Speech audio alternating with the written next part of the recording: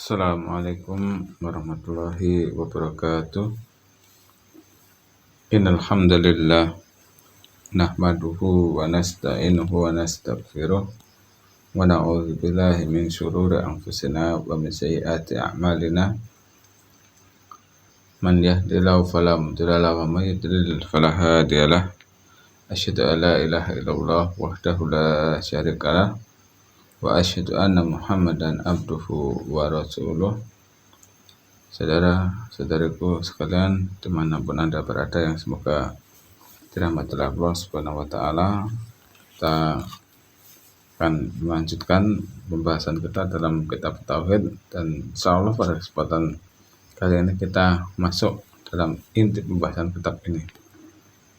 Nah, di sini penulis menuliskan firman Allah Ta'ala dalam surat Az-Zariyat ayat 56. Ini wa ma khalaqtul jinna wal insa illa liya'budun. Tidaklah aku ciptakan jin dan manusia melainkan agar beribadah kepadaku.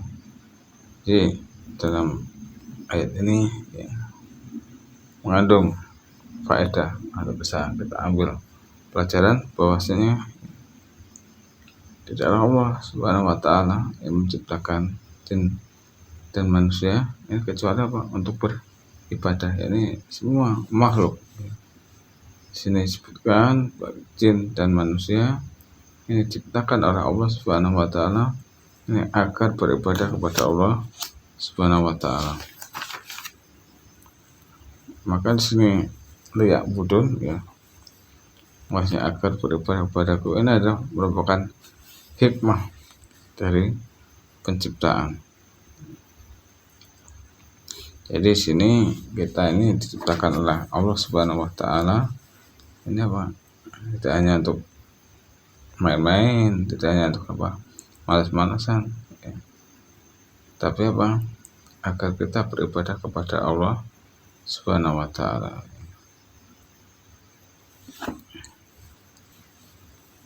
Jadi tujuan kita hidup di dunia ini apa? Agar beribadah kepada Allah Subhanahu wa Ta'ala.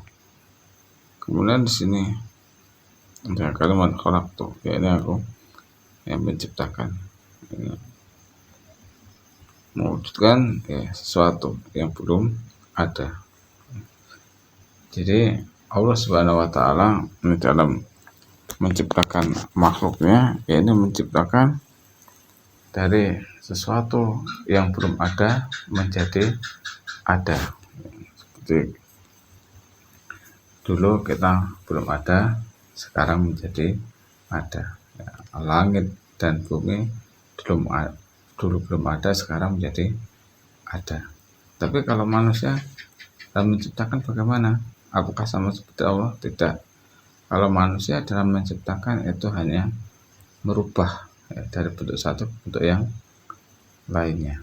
Ini bisa dari kayu menjadi kursi, kayu menjadi meja, dan lain sebagainya. Maka dengan ini Allah Subhanahu wa Ta'ala dijadikan sebaik-baik pencipta. Maka dengan Allah Subhanahu wa Ta'ala kalau menciptakan makhluknya pasti ada hikmahnya. Kemudian dalam ayatnya ada kalimat al-jin, ini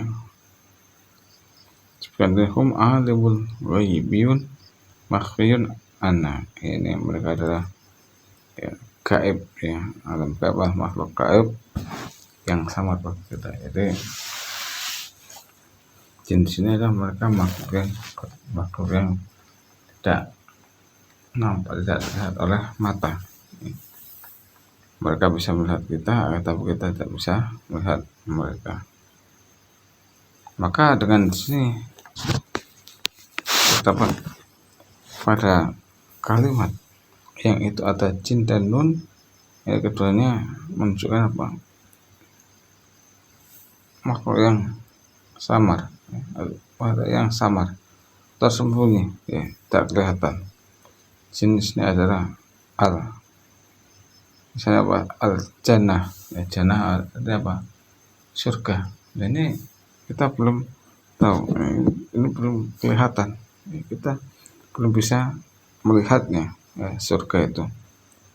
Kemudian al-jinnah, ya, jinnahnya maksud apa? Janin, ya. Ya. Orang nggak tahu janin itu apakah laki-laki atau perempuan, bagaimana adalah atau tidaknya itu belum tahu, tidak diketahui.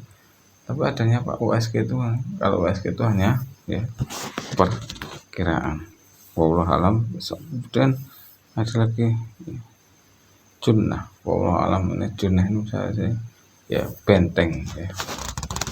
Ada dalam hadis wasyam junnah, dan puasa itu adalah benteng. Walau benteng yang bagaimana ini mungkin ini tidak kelihatan juga.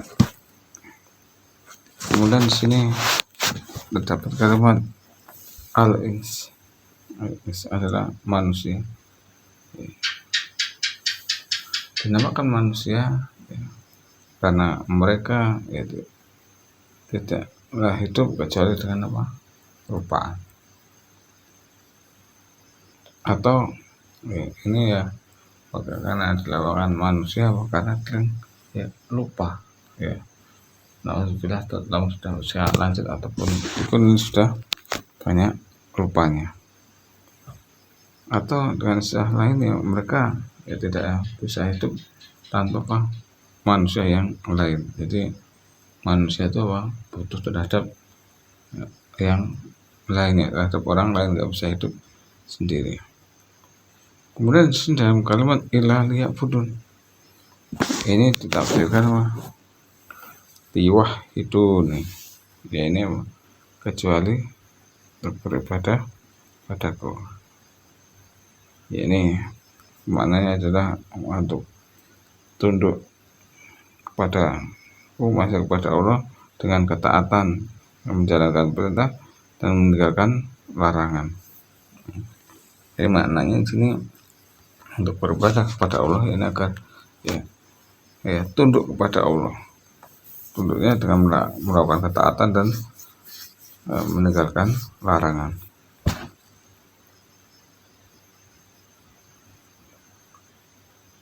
Dan pada siapa yang mentaati Allah Subhanahu wa Ta'ala ya, dengan cara mentauhidkannya, ya, ini mentauhidkan itu bagaimana? Ya ini ya beribadahnya hanya kepada Allah Subhanahu wa Ta'ala saja. Maka ini adalah hikmah dari penciptaan jin dan manusia. Karena di sini Allah Subhanahu wa Ta'ala memberikan manusia akal, kemudian mengutus para rasul untuk menurunkan kitab pada manusia ini. Ya, maka apa? Ini kemudian hikmah Allah Subhanahu wa Ta'ala menciptakan jin manusia agar ya beribadah kepada Allah Subhanahu wa Ta'ala. Kemudian sini ya, dalam penciptakan manusia ini ya tidak seperti apa penciptakan ya binatang, ya. Maka hanya kalau binatang apa hanya makan, ya, kemudian ya senang-senang, ya. Maka kalau demikian ya, kalau tidak untuk beribadah, kalau hanya seperti binatang, maka sia-sialah, ya. Allah utus para rasul dan Allah turunkan kitab. Maka sama saja kalau demikian apa seperti ya pohonan, kemudian dia tumbuh, kemudian dia mati. Kemudian jamaah sekalian ya, semoga dirahmati oleh Allah Subhanahu wa Ta'ala, ya. Kemudian hikmah ini, tujuan Allah menciptakan jin dan manusia agar berubah kepada Allah, ini bukan sama sekali ya untuk manfaat bagi Allah, bukan. Tujuannya Allah menciptakan jin manusia bukan berarti untuk manfaat bagi Allah, bukan. Akan tetapi apa? Ini untuk kebaikan makhluk. Ya. Kalau tidaklah Allah Subhanahu wa Ta'ala ini kita memerintahkan pada hambanya suatu perintah, melainkan perintah itu bermanfaat bagi hamba. Kemudian kalau Allah melarang sesuatu untuk hambanya, pasti larangan tersebut ya, berbahaya bagi seorang hamba. Jadi intinya Allah butuh kepada hambanya. Karena apa? Allah sendiri adalah zat yang maha kaya. Jadi tidak butuh terhadap makhluk. Sebagaimana Allah Subhanahu wa taala berfirman, "Ma uridu minhum rizqin wa ma uridu ayyut'imun." Tidaklah aku menginginkan dari mereka rezeki, dan aku tidak mungkin dari mereka untuk memberi makan aku. Demikian wallahu a'lam bishawab yang bisa kita sampaikan untuk kesempatan kali ini. Kurang lebihnya saya mohon maaf apabila terdapat kesalahan dalam menyampaikan, dan kepada Allah saya mohon ampun. Dan akhirnya kita tutup pertemuan kita kali dengan doa kafaratul majelis. Subhanakallahumma wa bihamdika asyhadu an la ilaha illa anta astaghfiruka wa atubu ilaik. Assalamualaikum warahmatullahi wabarakatuh.